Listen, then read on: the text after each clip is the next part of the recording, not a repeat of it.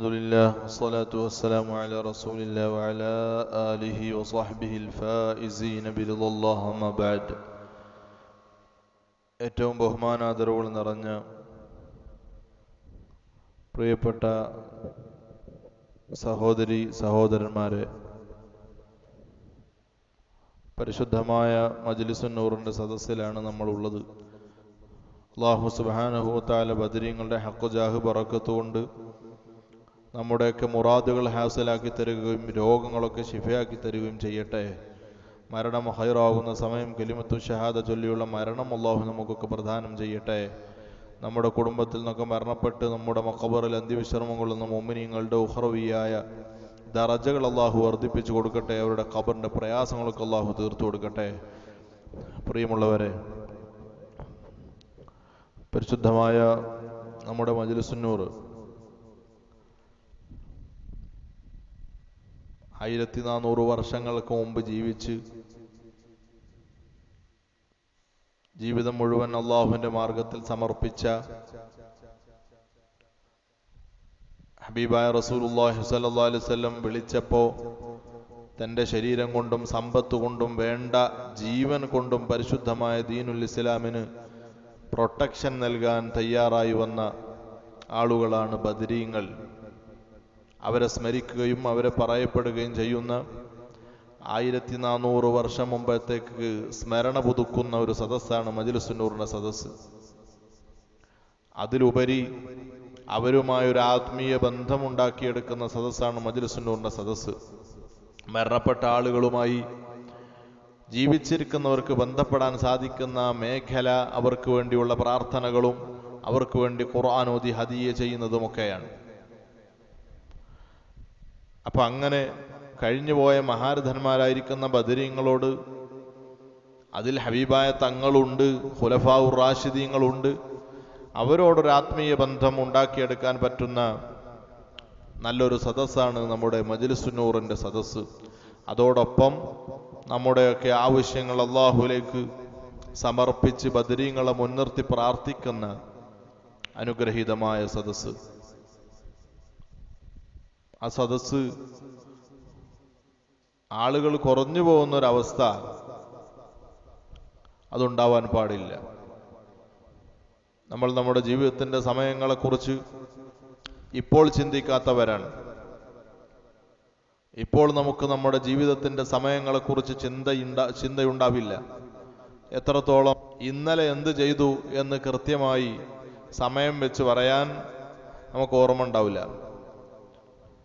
എന്നാൽ നമ്മുടെ ജീവിതത്തിൽ ഓർമ്മ വെച്ച കാലം മുതൽ നമുക്ക് അല്ലാഹു സുബ്ഹാനഹു വ തആല തന്നിട്ടുള്ള രാവും പകലും നമ്മുടെ സ്മൃതിപഥത്തിലൂടെ കടന്നുപോയിക്കൊണ്ടിരിക്കുന്ന, നമ്മുടെ ചിന്തയിലൂടെ അങ്ങനെ കടന്നുപോയിക്കൊണ്ടിരിക്കുന്ന ഒരു സ്ഥലമുണ്ട്, ഒരു സമയമുണ്ട്. അത് നമ്മുടെ മരണശേഷമാണ്, ഖബറാണ്. ആ വഹ്ശത്തിൻ്റെ ലോകത്ത് നമുക്ക് കാര്യായ പണി എന്താ? ഖബറിൽ ഒറ്റക്കാണ്. എന്താണ് അവിടുത്തെ പണി? അവിടുത്തെ പണി പ്രധാനമായും അവിടുത്തെ സുഖദുഃഖങ്ങൾ അനുഭവിക്കുക എന്നതാണ്. അതോടൊപ്പം പിന്നെ എന്താണ് ഉണ്ടാകുന്നത്? കഴിഞ്ഞുപോയ കാലത്തിൻ്റെ മേൽ സങ്കടപ്പെടലാണ്. അള്ളാഹു എനിക്ക് തന്ന സമയത്തെക്കുറിച്ച് ആലോചിച്ചു കൊണ്ടേയിരിക്കും. നമുക്ക് നഷ്ടപ്പെടുന്ന ദിക്റിന്റെ ഹൽക്കകൾ അന്ന് ഓർമ്മ വരും. നമുക്ക് നഷ്ടപ്പെടുന്ന ജമാഅത്തുകൾ അന്ന് ഓർമ്മ വരും. നമുക്ക് നഷ്ടപ്പെട്ടു പോയ സുന്നത്ത് നിസ്കാരങ്ങൾ അന്ന് ഓർമ്മ വരും. എൻ്റെ ജീവിതത്തിൻ്റെ ഒരുപാട് സമയങ്ങൾ വേണ്ടതിനും വേണ്ടാത്തതിനും ഞാൻ ചെലവഴിച്ചതിന് പകരം റബ്ബേ നിനക്കൊന്ന് സുജൂദ് ചെയ്യാനും നിന്നെ ഓർക്കാനും സ്മരിക്കാനും ദിക്ർ ചെല്ലാനും ചെലവഴിച്ചിരുന്നെങ്കിൽ എന്ന് കഴിഞ്ഞുപോയ സമയത്തിൻ്റെ മേൽ മനുഷ്യൻ സങ്കടപ്പെടുന്ന ഒരു കാലം എനിക്കും നിങ്ങൾക്കുമൊക്കെ വരാനുണ്ടതാണ് ഖബർ ജീവിതം. അതുകൊണ്ട് അള്ളാഹു തരുന്ന സമയങ്ങൾ, ആ സമയങ്ങൾ നാളെ സന്തോഷിക്കാൻ ആവശ്യമായ രൂപത്തിൽ വിനിയോഗിക്കാൻ നമുക്ക് സാധിക്കേണ്ടതുണ്ട്. അല്ലാഹു സുബ്ഹാനഹു വ തആല തൗഫീഖ് നൽകി അനുഗ്രഹിക്കട്ടെ. മജ്ലിസുൻ നൂറിന്റെ സദസ്സ് ഒരിക്കലും നമ്മൾ നഷ്ടപ്പെടുത്തരുത്, ഒരിക്കലും നഷ്ടപ്പെടുത്തരുത്. അത് നമുക്ക് ഒരിക്കലും ജീവിതത്തിൽ ദുനിയാവിലോ ആഖിറത്തിലോ നഷ്ടമുണ്ടാക്കുന്ന ഒന്നല്ല. മജ്ലിസുൻ നൂറിന്റെ സദസ്സ് നഷ്ടമുണ്ടാക്കുന്ന ഒന്നല്ല. അത് ജീവിതത്തിൽ നമുക്ക് ഗുണമാണ് ചെയ്യുക, ആഖിറത്തിലും ഗുണമാണ് ചെയ്യുക. മജ്ലിസ് നൂറിൽ ബദരീങ്ങളെ തവസ്സുലാക്കിക്കൊണ്ട് നമ്മൾ ദ്വാരക്കുമ്പോൾ നമ്മൾ അറിയണില്ല ആ ദ്വായുടെ ഫലമായി എനിക്ക് അള്ളാഹു എന്തൊക്കെ ചെയ്തതെന്ന്. നാളെ നമുക്ക് കിട്ടാനുള്ള പല സൗഭാഗ്യങ്ങളും ഇന്നലത്തെ മജ്ലിസ് നൂറിന്റെ പ്രാർത്ഥനയുടെ ഫലമായിരിക്കാം. നാളെ നമുക്ക് അള്ളാഹു സുബ്ഹാനഹു വ തആല ജീവിതത്തിൽ പലതും തട്ടിക്കളഞ്ഞു. ആ തട്ടിക്കളഞ്ഞത് പലതും അള്ളാഹു സുബ്ഹാനഹു വ തആല നമ്മുടെ ഈ മജ്ലിസ് നൂറിന്റെ പ്രാർത്ഥനയുടെ ഫലമായിരിക്കാം. അതുകൊണ്ട് ഒരിക്കലും മജ്ലിസ് നൂറിന്റെ സദസ്സുകൾ നമ്മൾ നഷ്ടപ്പെടുത്താതിരിക്കുക. അള്ളാഹു സുബ്ഹാനഹു വ തആല കബൂലാക്കട്ടെ. അതോടുകൂടെ നമ്മൾ നമ്മുടെ കൂട്ടുകാരെയും സുഹൃത്തുക്കളെയും ഒക്കെ അതിലേക്ക് ക്ഷണിച്ചുകൊണ്ട് ആ മുബാറക്കായ സദസ്സിൽ എത്തിപ്പിക്കാൻ ശ്രമിക്കണം. പ്രത്യേകിച്ച് പ്രിയപ്പെട്ട ഉമ്മമാര്, സഹോദരിമാര്, കൂടുതലും പ്രായമുള്ള ആളുകളാണ് നമുക്ക് മജ്ലിസിലൊക്കെ കാണാൻ സാധിക്കുക. നമ്മുടെ വീട്ടിലുള്ള ചെറുപ്പക്കാര്, നമ്മുടെ മരുമക്കള്, നമ്മുടെ മക്കള്, അവരൊക്കെ ഈ മജ്ലിസ് നൂറിൽ പങ്കെടുക്കേണ്ടതുണ്ട്. ഈ സദസ്സിന്റെ പുണ്യം അവരൊക്കെ നേടേണ്ടതുണ്ട്. ഇവിടെ പറയപ്പെടുന്ന പരിശുദ്ധമായ ശർഈയായ ഇൽമ് അത് കേൾക്കേണ്ടതുണ്ട്, പഠിക്കേണ്ടതുണ്ട്. അതുകൊണ്ട് അവരെയൊക്കെ നമ്മൾ മജ്ലിസ് നൂറിന്റെ സദസ്സിലേക്ക് എപ്പോഴും ക്ഷണിക്കാൻ വേണ്ടി തയ്യാറാവണം. പ്രത്യേകിച്ച് ഉമ്മമാര്, സ്ത്രീകള് മാസത്തിൽ ഒരു ദിവസം മാത്രമാണ് ഇൽമിന്റെ മജ്ലിസിൽ പങ്കെടുക്കാൻ പറ്റുന്നത്. പുരുഷന്മാരെ സംബന്ധിച്ചിടത്തോളം അവസരം ഉപയോഗിക്കുന്നവർക്ക് ധാരാളം അവസരങ്ങളുണ്ട്. സ്ത്രീകളെ സംബന്ധിച്ചിടത്തോളം മാസത്തിൽ ഒരു ദിവസമാണ് ഇങ്ങനൊരു ഇൽമിന്റെ മജ്ലിസ് അള്ളാഹുവിനെ കുറിച്ച് പറയാനും നമ്മുടെ അടുത്ത ജീവിതത്തെ സംബന്ധിച്ചും ആഖിറത്തെ സംബന്ധിച്ചും പറയാനും ആകെയുള്ള അല്പം സമയം മാത്രമാണ്. അതുകൊണ്ട് ജീവിതത്തിന്റെ മറ്റു തിരക്കുകൾ നമ്മൾ മാറ്റിവെച്ച് മജ്ലിസ് നൂറിൽ പങ്കെടുക്കുകയും നമ്മുടെ കുട്ടികളെയും മക്കളെയും ഒക്കെ അതിൽ പങ്കെടുക്കാൻ, പ്രായപൂർത്തിയുള്ള പക്വതയുള്ള കേട്ടാൽ മനസ്സിലാകുന്ന കുട്ടികളെ അതിൽ പങ്കെടുപ്പിക്കാൻ നമ്മളൊക്കെ ശ്രമിക്കുകയും ചെയ്യണം. അള്ളാഹു സുബ്ഹാനഹു തആല തൗഫീഖ് നൽകി അനുഗ്രഹിക്കട്ടെ. പ്രിയപ്പെട്ട മുഅ്മിനീങ്ങളെ,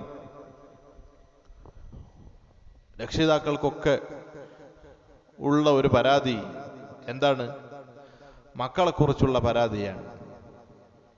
മക്കളെക്കുറിച്ച് പരാതി രക്ഷിതാക്കൾ വളരെ കുറവാണ്. നമ്മുടെ മക്കൾ ഏത് ലോകത്താണ് ജീവിച്ചുകൊണ്ടിരിക്കുന്നത്, ഏതൊരവസ്ഥയിലേക്കാണ് അവരൊക്കെ പോയിക്കൊണ്ടിരിക്കുന്നതെന്ന് പല രക്ഷിതാക്കളും സങ്കടത്തോടുകൂടെ പറയാറുണ്ട്. അല്ലാഹു സുബ്ഹാനഹു തആല നമ്മളെ മക്കളൊക്കെ സ്വാലിഹ്യങ്ങൾ ഉൾപ്പെടുത്തി അനുഗ്രഹിക്കട്ടെ. ഈ ആഖിറു സമാന്റെ ഫിത്നകളിലൊന്നും പെടാതെ നല്ല നിലക്ക് നല്ലൊരു മുഅ്മിനായി, നല്ലൊരു സ്വാലിഹായി, നല്ലൊരു മുത്തഖിയായി ജീവിച്ച് ദുനിയാവിലും ആഖിറത്തിലും നമുക്ക് സന്തോഷം നൽകുന്ന മക്കളിൽ അല്ലാഹു നമ്മളെയൊക്കെ ഉൾപ്പെടുത്തി അനുഗ്രഹിക്കട്ടെ. നമ്മുടെ മക്കളെ ഉൾപ്പെടുത്തി അനുഗ്രഹിക്കട്ടെ. പ്രിയപ്പെട്ടവരെ, വളരെ പേടിപ്പെടുത്തുന്ന രൂപത്തിലേക്കാണ് പുതിയ തലമുറയിൽ നമ്മുടെ മക്കൾ പോയിക്കൊണ്ടിരിക്കുന്നത്. ആ മക്കളെ കുറിച്ച് പറയുമ്പോൾ അവരോട് പലതും പറയാനുണ്ട്, പക്ഷെ അവരെ കേൾക്കാൻ കിട്ടുന്നില്ല എന്നുള്ളതാണ് സങ്കടകരമായ ഒരു സത്യം. അതിനാണ് ഞാൻ പറഞ്ഞത്, മജ്ലിസ് നൂർ നിങ്ങൾ വരുമ്പോൾ നിങ്ങൾ കുട്ടികളെ കൊണ്ടുവരണം, പറഞ്ഞാൽ മനസ്സിലാകുന്ന കുട്ടികളെ കൊണ്ടുവരണം. അപ്പോൾ അവർക്ക് അള്ളാഹുവിനെ കുറിച്ച് കേൾക്കാനും ഈ ജീവിതമൊന്നും ഒരു യഥാർത്ഥ ജീവിതമല്ലെന്നും ഇത് കേവലം നിഴലാണെന്നും നാളത്തെ ജീവിതമാണ് യഥാർത്ഥ ജീവിതമെന്നും തിരിച്ചറിയാൻ അവസരമുണ്ടാകണം. വളരെ മോശപ്പെട്ട ഒരവസ്ഥയിലേക്ക് നമ്മുടെ കുട്ടികളൊക്കെ പോയിക്കൊണ്ടിരിക്കുന്നു, പ്രത്യേകിച്ചും പുതിയ തലമുറയിലെ ആളുകൾ പോയിക്കൊണ്ടിരിക്കുന്നു എന്നുള്ളത് എത്രത്തോളം സങ്കടകരമായ കാര്യമാണ്. വളരെ മോശമായൊരവസ്ഥയിൽ റോട്ടിലൂടെ നമ്മൾ സഞ്ചരിച്ചുകൊണ്ടിരിക്കുമ്പോൾ റോഡ് സൈഡിൽ കാണുന്നത്, ബസ് സ്റ്റോപ്പിൽ കാണുന്നത്, ഇരിപ്പിടങ്ങളിൽ കാണുന്നത്, ഒഴിഞ്ഞ സ്ഥലങ്ങളിൽ കാണുന്നത് എന്താണ്? അന്യ സ്ത്രീ പുരുഷന്മാർ ചേർന്ന് നിൽക്കുകയും സംസാരിക്കുകയും വേണ്ടാവൃത്തിയിൽ ഏർപ്പെടുകയും ചെയ്യുന്നത് ഇന്ന് കൺമുമ്പിൽ കാണാൻ പറ്റുന്നൊരവസ്ഥയിലേക്ക് മാറിയിരിക്കുന്നു. ഹബീബായ റസൂലുള്ളാഹി സ്വല്ലല്ലാഹു അലൈഹി വസല്ലം 1400 വർഷങ്ങൾക്ക് മുമ്പ് പ്രവചിച്ചു വെച്ച പ്രവചനങ്ങൾ ഇന്ന് നമുക്ക് ദൃശ്യമാവുകയാണ്. നമ്മൾ നേരിട്ടതിങ്ങനെ കണ്ടുകൊണ്ടിരിക്കുകയാണ്, അനുഭവിക്കുകയാണ്, കണ്ണ് ചിമ്പിപ്പോവുകയാണ്. ഈ കാലത്ത് ജീവിക്കാൻ തന്നെ പേടിയായി പോകുന്നൊരവസ്ഥയിലേക്ക് നമ്മൾ മാറുകയാണ്. അതുകൊണ്ട് ആകെയുള്ള ഒരേ ഒരു പരിഹാരം മക്കൾ നന്നാവാൻ വേണ്ടി എപ്പോഴും പ്രാർത്ഥിക്കുക എന്നതാണ്. അതിനേക്കാൾ വലിയ പരിഹാരം അതിനുവേണ്ടിയുള്ള പരിശ്രമങ്ങൾ ഉണ്ടാവുക എന്നതാണ്. മക്കൾ നന്നാവാൻ വേണ്ടി പ്രാർത്ഥനയും പ്രവർത്തനവും ആവശ്യമാണ്. അതിനുവേണ്ടി മക്കളെ നന്നാക്കാൻ നമ്മൾ പ്രവർത്തിക്കണം, നല്ലോണം പ്രവർത്തിക്കണം. മക്കളെ പരിപാലനം, തർബിയത്ത് അത് ഇസ്ലാമികമായ രൂപത്തിൽ ചെയ്യാൻ നമ്മൾ പ്രവർത്തിക്കണം. അവർക്ക് ധാർമ്മിക വിദ്യാഭ്യാസം കൊടുക്കാൻ വേണ്ടി നമ്മൾ ഉത്സാഹം കാണിക്കുകയും അവരെ അള്ളാഹുവും റസൂലും പൊരുത്തപ്പെടുന്ന രൂപത്തിലേക്ക് വഴി നടത്താൻ, കൈപിടിച്ച് നടത്താൻ വേണ്ടി എപ്പോഴും നമ്മൾ ശ്രദ്ധിക്കുകയും ചെയ്യണം. പുതിയ കാലത്തെ കുട്ടികളല്ലേ, അവരങ്ങനെ അങ്ങോട്ട് ജീവിക്കട്ടെ, ഇപ്പോൾ എല്ലാവരും അങ്ങനെയാണല്ലോ എന്ന രൂപത്തിൽ നമ്മുടെ മക്കളെ അയച്ചു വിട്ടാൽ നമുക്ക് ദുനിയാവിലും ആഖിറത്തിലും ഒരു ഉപകാരവും ഇല്ലാത്തൊരവസ്ഥയിലേക്ക് നമ്മളെ മക്കൾ മാറിപ്പോവും. അള്ളാഹു സുബ്ഹാനഹു തആല കാത്തുരക്ഷിക്കട്ടെ. പ്രിയപ്പെട്ട മുഅ്മിനീങ്ങളെ, ചൂട് വല്ലാതെ കൂടി വരികയാണ്. ചൂട് വല്ലാതെ കൂടി വരികയാണ്. ഇനിയും ചൂടിന്റെ സമയങ്ങളാണ് നമ്മളിലേക്ക് വരാനിരിക്കുന്നത്. ശക്തമായ ചൂട് കൂടി പക്ഷികള്, മൃഗങ്ങള്, ചെറിയ ജീവികള് വെള്ളം കിട്ടാതെ ഈ ഭൂമിയുടെ ചൂടേറ്റ് മരണപ്പെട്ടു പോകുന്ന കാഴ്ച ഇനി നമുക്ക് ഈ മാസം അടുത്ത മാസമൊക്കെ ഇങ്ങനെ കാണാം. വെള്ളം കിട്ടാതെ വളരെ പ്രയാസപ്പെടുന്ന മനുഷ്യന്മാരെ കാണാം. വീട്ടിലുള്ള പാത്രവും കുടവും എടുത്ത് റോഡ് സൈഡിൽ അത് വെച്ച് വണ്ടി കാത്തു നിൽക്കുന്ന ആളുകൾ നമുക്ക് കാണാം. ദൂരങ്ങളിൽ നിന്ന് വെള്ളം കൊണ്ടുവരുന്ന ഒരു അവസ്ഥ നമുക്ക് കാണാം. സൂര്യതാപമേറ്റു ഹോസ്പിറ്റൽ ചികിത്സയിൽ കഴിയുന്ന ആളുകളെ കാണാം. വലിയ പ്രയാസപ്പെട്ട് ശരിക്കും വെള്ളമില്ലാതെ വളരെ അഡ്ജസ്റ്റ് ചെയ്ത് ഞെരുങ്ങി പ്രയാസപ്പെട്ടുള്ള ജീവിതം. അതാണല്ലോ ഇനി നമുക്ക് ഈ ചൂട് കാലത്ത് ജലക്ഷാമം നമ്മൾ നേരിടാൻ പോവുകയാണ്. ഈ ചൂട് എന്ന് പറയുന്നത് മനുഷ്യനുമായി വല്ലാതെ ബന്ധപ്പെട്ടിരിക്കുന്നു. ഭൗതികമായ രൂപത്തിലല്ല ഞാൻ അതിനെ വിശദീകരിക്കുന്ന. ആത്മീയം ചൂടും മഴയുടെ ലഭ്യതയും ആ ലഭ്യത കുറയുന്നതുമെല്ലാം മനുഷ്യന്മാരുമായി ബന്ധപ്പെട്ടിരിക്കുന്നു. നമ്മുടെ പ്രവർത്തനങ്ങളുമായി ബന്ധപ്പെട്ടിരിക്കുന്നു. നമ്മളുടെ തെറ്റുകളുമായി ബന്ധപ്പെട്ടിരിക്കുന്നു. അല്ലാഹു സുബ്ഹാനഹു വ തആല പറഞ്ഞല്ലോ, വലൗ അന്ന അഹ്ലൽ ഖുറാ ആമനൂ വത്തഖൗ ലഫതഹ്നാ അലൈഹിം ബറകാത്തിൻ മിനസ് സമാഇ വൽ അർദ്.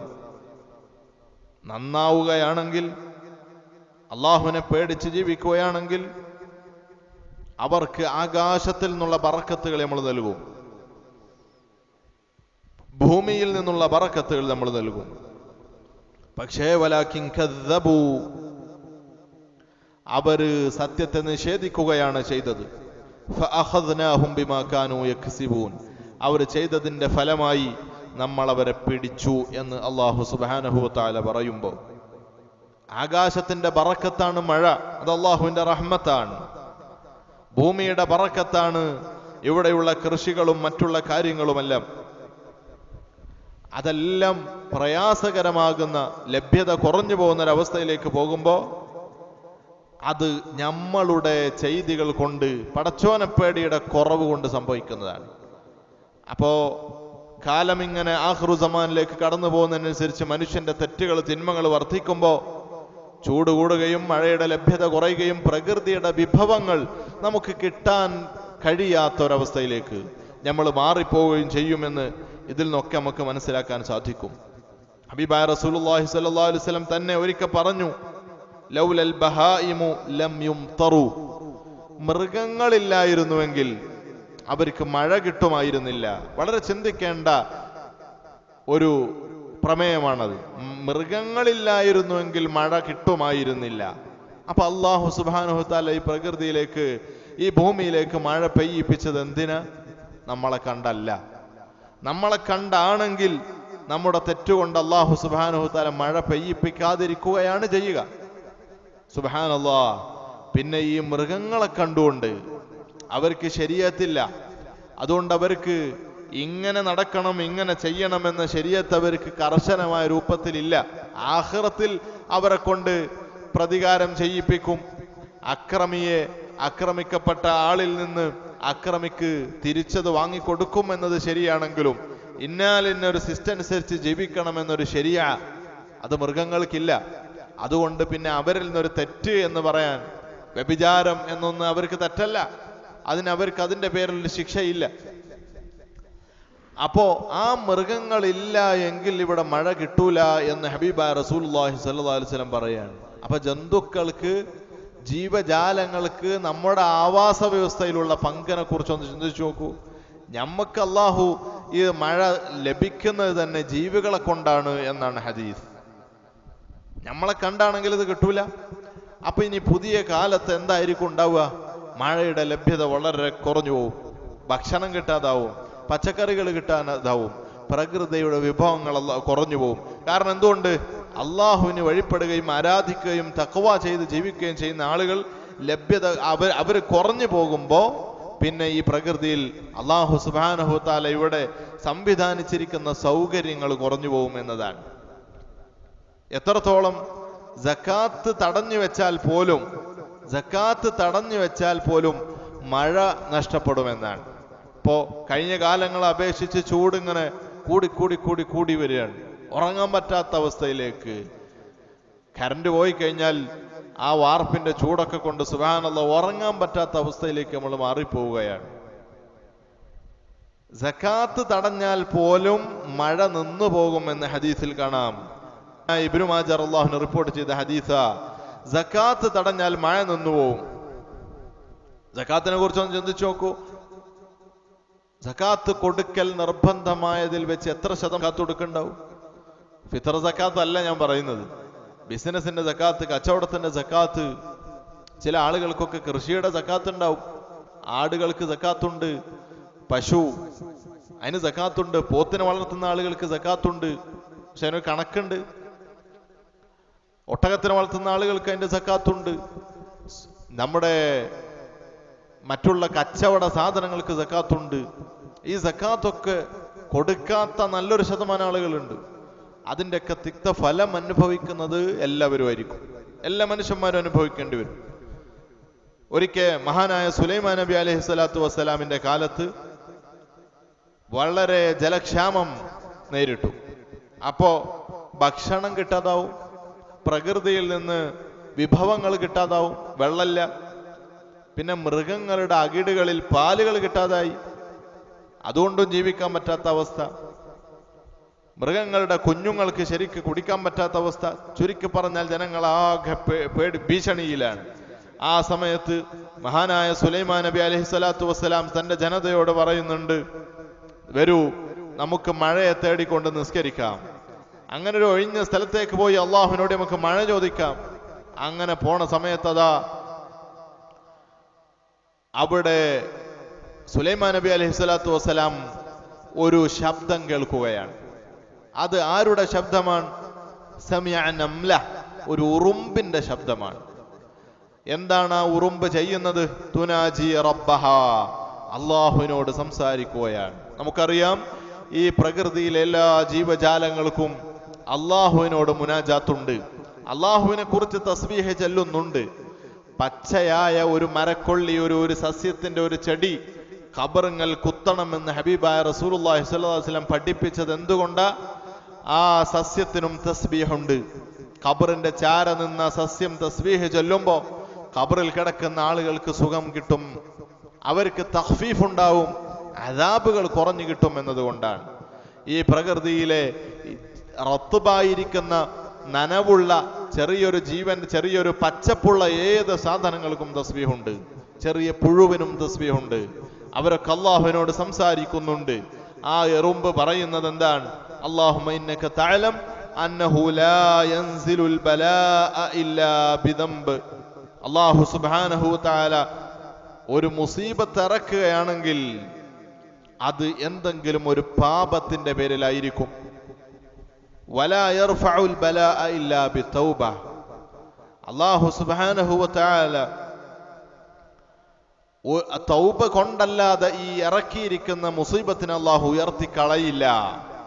എന്നിട്ട് ആ ഉറുമ്പ് അള്ളാഹുവിനോട് പറയുന്നു, അല്ലാഹുവേ നഹ്നു ഖൽഖും മിൻ ഖൽഖിക്, ഞങ്ങളും നിന്റെ സൃഷ്ടികളിൽപ്പെട്ട ഒരു സൃഷ്ടിയാണ്. ഫലാ തുഹ്ലിക്നാ ബിദുനൂബി ബനി ആദം, മനുഷ്യന്മാർ ചെയ്യുന്ന തെറ്റുകൾ കാരണത്താൽ നീ ഞങ്ങളെ നശിപ്പിച്ച് കളയരുതേ റബ്ബേ എന്ന് ഉറുമ്പ് അള്ളാഹുവിനോട് മുനാജാത്ത് നടത്തുന്നത് മഹാനായ സുലൈമാൻ നബി അലൈഹി സ്വലാത്തു വസ്സലാം കേട്ടു എന്നാണ്. സുബ്ഹാനല്ലാഹ്. ആ ഉറുമ്പിന് പോലും ആ ബോധമുണ്ട്. തെറ്റുകൾ ചെയ്യുമ്പോഴാണ് അള്ളാഹു മുസീബത്തുകൾ ഇറക്കുന്നത്, ചൂട് കൂടുന്നത്, മഴ കുറഞ്ഞു പോകുന്നത്, എല്ലാം തെറ്റുകൾ കൂടുന്നതിനനുസരിച്ചാണ്. ഭൗതികമായി ചൂട് കൂടാനും മഴ കിട്ടാനും ഒക്കെ പല കാരണങ്ങൾ അള്ളാഹു സംവിധാനിച്ചു വെച്ചിട്ടുണ്ടെങ്കിലും അതിന്റെ ആത്മീയ വശങ്ങളാണ് ഞാൻ പറഞ്ഞുകൊണ്ടിരിക്കുന്നത്. ഈ ഉറുമ്പ് അള്ളാഹുവിനോട് സംസാരിക്കുന്നത് സുലൈമാൻ നബി അലൈഹി സ്വലാത്തു വസ്സലാം കേൾക്കുകയാണ്. ആ ഉറുമ്പ് പോലും പറയുന്നത്, പടച്ചോനെ, മനുഷ്യന്മാർ തെറ്റ് ചെയ്യുന്നുണ്ട്, അതിന്റെ പേരിൽ ഞങ്ങളെ നശിപ്പിച്ച് കളയല്ലേ, ഞങ്ങൾ നിരപരാധികളാണ് എന്ന് ഉറുമ്പ് പറയുകയാണ്. അപ്പോൾ ഞാൻ പറഞ്ഞു വരുന്നത്, നമ്മുടെ പ്രവർത്തനങ്ങൾക്ക്, നമ്മുടെ ചെയ്തികൾക്ക്, നമ്മുടെ നടപ്പുകൾക്ക് ഈ ആകാശവുമായി ബന്ധമുണ്ട്, ഭൂമിയുമായി ബന്ധമുണ്ട്. അല്ലാഹു തആല ഇവിടെയുള്ള സൃഷ്ടിപ്പുകൾ ചെയ്യാൻ, മഴ പോലെയുള്ള പ്രകൃതി വിഭവങ്ങൾ പോലെയുള്ള അള്ളാഹുവിന്റെ റഹ്മത്തും നിഅമത്തും കിട്ടാൻ തടസ്സമായി പലപ്പോഴും മാറുന്നത് നമ്മുടെ പ്രവർത്തനങ്ങൾ തന്നെയാണ്. പരിശുദ്ധമായ ഖുർആന്റെ മറ്റൊരായത്ത്, ഫഖുൽതു അസ്തഗ്ഫിറൂ റബ്ബക്കും ഇന്നഹു കാന ഗഫാറ യുർസിലി സമാ അലൈക്കും മിദ്റാറ. പാപം ചെയ്ത ആളുകൾ അള്ളാഹുവിനോട് പൊട്ടിക്കരഞ്ഞുകൊണ്ട് തൗബ ചെയ്തോളി, എന്നാൽ എന്ത് കിട്ടുമെന്നാണ് പറയുന്നത്? നിങ്ങൾക്ക് മഴ കിട്ടുമെന്നാണ്. യുർസിലി സമാ അലൈക്കും മിദ്റാറ. അതിന്റെ തൊട്ട് ശേഷം പറയുന്നുണ്ട്, നിങ്ങൾക്ക് അള്ളാഹു മക്കളെ തരും, നിങ്ങൾക്ക് അള്ളാഹു സുബ്ഹാനഹു വ തആല സമ്പൽ സമൃദ്ധി തരും. ഇതെല്ലാം ബന്ധപ്പെട്ട് കിടക്കുന്നത് ഇസ്തഗ്ഫിറൂ റബ്ബക്കും. അപ്പൊ ചെയ്ത തെറ്റുകൾ അള്ളാഹുവിന്റെ നിഅമത്തുകൾ തടയപ്പെടാൻ കാരണമാകുന്നു. ആ ചെയ്ത തെറ്റുകൾക്ക് അള്ളാഹുവിനോട് തൗബ ചെയ്യുമ്പോൾ ആ ബലാഉകൾ ഉയർന്നു പോകാനും അത് കാരണമാകുന്നു. ഇങ്ങനൊരു സിസ്റ്റം ഈ ഭൂമിയിൽ പ്രവർത്തിക്കുന്നുണ്ട്. അതുകൊണ്ട് മനുഷ്യന്മാരുടെ തെറ്റുകൾ നമുക്ക് ദുന്യാവിലും നഷ്ടമുണ്ടാക്കുന്നുണ്ട്, ആഖിറത്തിലും നഷ്ടമുണ്ടാക്കുന്നുണ്ട് എന്ന് നമ്മളൊക്കെ തിരിച്ചറിയണം. ഓരോ കാലത്തും മനുഷ്യർ ധിക്കാരം കാണിച്ചപ്പോ അള്ളാഹു അവരെ പരീക്ഷിച്ചിട്ടുണ്ട്. എല്ലാം ആഖിറത്തിലേക്ക് വെച്ചിട്ടില്ല. നമ്മുടെ ചെയ്തികൾ കൊണ്ട് പല ശിക്ഷകളും നമുക്ക് ദുന്യാവിൽ തന്നെ ഇറങ്ങുന്നതായിട്ട് നമുക്ക് കാണാം. ഫകുല്ലൻ അഖദ്നാ ബിദംബിഹി, പരിശുദ്ധമായ ഖുർആൻ. ഓരോ വിഭാഗങ്ങളെയും അവരുടെ തെറ്റുകൾ കൊണ്ട് ഞാൻ അവരെ പിടിച്ചിട്ടുണ്ടെന്ന് അള്ളാഹു പറയുകയാണ്. ഫമിൻഹും മൻ അർസൽനാ അലൈഹി ഹാസിബ, അങ്ങനെ നശിപ്പിക്കപ്പെട്ടവരുടെ കൂട്ടത്തിൽ കല്ലുകൾ പെയ്യുന്ന കാറ്റിനെ കൊണ്ട് നശിപ്പിച്ചവരുണ്ട്. കാറ്റടിക്ക, ശക്തമായ കാറ്റ്, ആ കാറ്റിൽ കല്ലുകൾ പാറി വന്ന് മനുഷ്യന്റെ തലക്കും നെഞ്ചിനൊക്കെ അടിച്ച് ജീവൻ പോവുക. ഹാസിബ്. ഇങ്ങനെ കല്ലുകൊണ്ടുള്ള കാറ്റടിപ്പിച്ച് അല്ലാഹു സുബ്ഹാനഹു വ തആല ആളുകളെ നശിപ്പിച്ചിട്ടുണ്ട്. എല്ലാം ആഖിറത്തിലേക്ക് വെക്കുന്നില്ല എന്നർത്ഥം. പലതും നമ്മൾ ചെയ്യുമ്പോൾ ഇവിടെ തന്നെ തരും.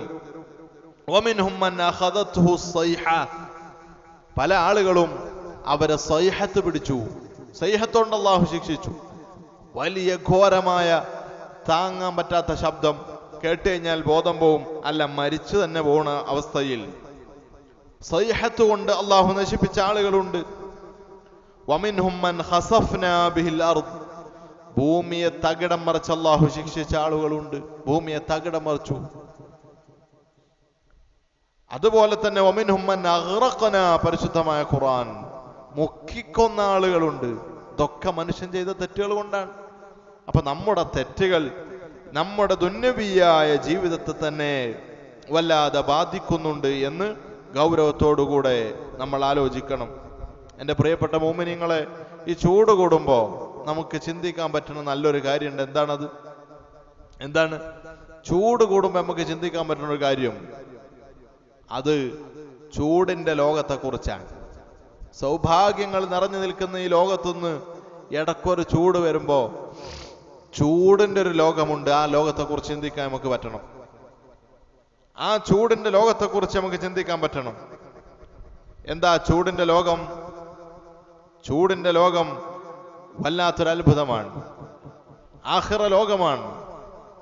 അത് ചൂടിന്റെ ലോകമാണ്. ആ ലോകത്തെക്കുറിച്ച് ഇന്നത്തെ ചൂട് കൊണ്ട് നമുക്ക് ചിന്തിക്കാൻ പറ്റണം. അങ്ങനെ ചിന്തിക്കാൻ വേണ്ടി ചില മെസ്സേജുകൾ അല്ലാഹു സുബ്ഹാനഹു വ തആല നമുക്ക് തന്നിട്ടുണ്ട്. നരകത്തിന്റെ ചൂട് പറഞ്ഞപ്പോ, ദുന്യാവിന്റെ ചൂട് പറഞ്ഞപ്പോ, ഇത് നരകത്തിന്റെ ചൂടിന്റെ ഒരു അംശമാണെന്ന് ഹദീസിൽ കാണാം. നരകത്തിന്റെ ചൂടിന്റെ ഒരു അംശമാണ് ദുന്യാവിന്റെ ചൂട്. അതുകൊണ്ട് ഈ ദുന്യാവിന്റെ ചൂട് നമ്മൾ അനുഭവിക്കുമ്പോൾ നമ്മൾ ഖബറിൽ ഒറ്റയ്ക്ക് കിടക്കുന്ന ആ ഗംഭീരമായ ചൂട്, സുബ്ഹാനല്ലാഹ്, ഇതെങ്ങനെ ഞാൻ താങ്ങും എന്ന് നമ്മൾ ചിന്തിക്കണം. ആ ചൂട് വന്നാൽ പരിഹരിക്കാൻ AC ഉണ്ട്. കറണ്ട് പോയാൽ അതിന് പരിഹരിക്കാൻ സംവിധാനങ്ങളുണ്ട്. ഇതൊന്നും ഇല്ലെങ്കിൽ സോളാറുണ്ട്. പക്ഷേ ഒരു വിശറി പോലും ഇല്ലാത്ത നമ്മുടെ ഖബറിന്റെ ആ ജീവിതത്തെക്കുറിച്ച് ചൂട് സമയത്ത് നമ്മൾ ചിന്തിക്കണം, ആലോചിക്കണം. എന്തായിരിക്കും ആ ചൂടിന്റെ ലോകമെന്ന്? എല്ലാ വെള്ളിയാഴ്ചയും പറയൽ സുന്നത്തായ ഒരു ബൈത്താണ്, ഇലാഹി ലസ്തു ലിൽ ഫിർദൗസി അഹ്ലാ വലാ അഖ്വാ അലാ നാരിൽ ജഹീമി ഫഹബ്ലി തൗബതൻ വഗ്ഫിർ ദുനൂബി ഫഇന്നക ഗാഫിറു ദംബിൽ അദീമി. പടച്ചോനെ, നിന്റെ സ്വർഗത്തിൽ പോകാൻ ഞാൻ അർഹനല്ല, നിന്റെ നരകത്തിന്റെ ചൂട് താങ്ങാൻ എനിക്ക് കഴിയുകയുമില്ല. അതുകൊണ്ട് എനിക്ക് തൗബ തന്ന് എന്റെ പാപങ്ങൾ നീ പുറത്തു തരണേ തമ്പുരാനെ എന്ന് മഹാന്മാരായിരിക്കുന്ന മുൻഗാമികൾ നമ്മളെ പഠിപ്പിച്ച ഒരു ചിന്തയാണ്. ഇതെല്ലാ വെള്ളിയാഴ്ചയും നമ്മൾ ചെല്ലണം, അത് പതിവാക്കണമെന്ന് മഹാനായ ബഹുമാനപ്പെട്ട അബ്ദുൽ വഹാബ് ഷാറാനി റളിയല്ലാഹു തആല അൻഹു പറഞ്ഞതായിട്ട് നമുക്ക് കാണാം. പ്രിയമുള്ളവരെ, ഈ ചൂട് നാളത്തെ ചൂട് ഓർക്കാനുള്ളതാണ്. ഒരിക്കൽ ഇങ്ങനെ ചൂടിനെ കുറിച്ച് എപ്പോഴും ചിന്തിക്കുന്ന ആളായിരുന്നു മഹാനായ ഉമർ ഇബ്നു അബ്ദുൽ അസീസ് റളിയല്ലാഹു അൻഹു. ചൂടിനെ കുറിച്ച് എപ്പോഴും ചിന്തിക്കും. ചൂട് വന്നു കഴിഞ്ഞാൽ ആഖിറത്തിനെ കുറിച്ച് ചിന്തിക്കും. ആര്? ബഹുമാനപ്പെട്ട ഉമർ ഇബ്നു അബ്ദുൽ അസീസ് റളിയല്ലാഹു അൻഹു. ഒരിക്കൽ അദ്ദേഹം ഒരു ജനാസ അങ്ങനെ കൊണ്ടുപോവാണ്. ആ ജനാസ കൊണ്ടുപോകുന്ന സമയത്ത് ശക്തമായ വെയിലാണ്. അപ്പൊ ആളുകൾ തണല് കാണുമ്പോ ആ തണലത്തേക്ക് ഓടുകയാണ്. തണല് കാണുമ്പോ തടലിലേക്ക് ഓടുകയാണ്. എന്നിട്ട് ആ തണലിലൂടെ ഇങ്ങനെ നടന്നു പോകും. പിന്നെയും വെയിലത്തേക്ക് വരും. തണൽ കിട്ടിയാൽ തണലത്തേക്ക് ഓടും. ആ ഒരു സമയത്ത് ബഹുമാനപ്പെട്ടവർ കരഞ്ഞു പോവുകയാണ്. ആര്? ഇസ്ലാമിക രാജ്യം ഭരിക്കുന്ന ഖലീഫ, ഇസ്ലാമിക രാജ്യം ഭരിക്കുന്ന ഖലീഫ ഉമർ ഇബ്നു അബ്ദുൽ അസീസ് റളിയല്ലാഹു അൻഹു കരഞ്ഞു പോവുകയാണ്. മൂപ്പരിങ്ങനെ ആലോചിച്ചു പോയി, മനുഷ്യന്റെ ഒരു അവസ്ഥ എന്താണ്? സന്തോഷവും നല്ല സൗകര്യം കിട്ടുമ്പോ ആ സൗകര്യത്തിലേക്ക് ഓടി അണയുന്നു. താങ്ങാൻ പറ്റാത്ത ചൂടാണ്. ഗൾഫിലെ ചൂട് നമുക്കറിയാം. താങ്ങാൻ പറ്റാത്ത ചൂടാണ്. ചെറിയൊരു നിഴലോ തണലോ കാണുമ്പോൾ അതിലേക്ക് മനുഷ്യന് ഓടുകയാണ്. പക്ഷേ ഇതിനേക്കാൾ ഭയാനകമായ ശക്തമായ ചൂടുള്ള ഖബറിൽ എവിടെ കോടാനാണ്? ഏത് നിഴല് കൊള്ളാനാണ്? ഏത് തണലിലേക്ക് മാറാനാണ് എന്ന് ചിന്തിക്കുന്നു ബഹുമാനപ്പെട്ട ഉമർ ഇബ്നു അബ്ദുൽ അസീസ് റളിയല്ലാഹു അൻഹു. എന്നിട്ട് പൊട്ടിക്കരയുകയാണ്. പൊട്ടി കരയുകയാണ്. അവിടുന്ന് പറഞ്ഞു, മൻ കാന ഹീന തുസീബു ശംസു ജബ്ഹതഹു അവിൽ ഗുബാറു യഖാഫു ശൈന വശഅസ. സൂര്യന്റെ ചൂടേൽക്കുമ്പോഴത്തേക്ക് തന്റെ ശറഫാക്കപ്പെട്ട മുഖത്ത് വെയിൽ കൊള്ളണ്ട എന്ന് വിചാരിച്ച്, പൊടിക്കാറ്റടിക്കുമ്പോ പൊടിയാവണ്ട എന്ന് വിചാരിച്ച് അതാ നിഴലിലെ കോടിയണയുന്ന മനുഷ്യ,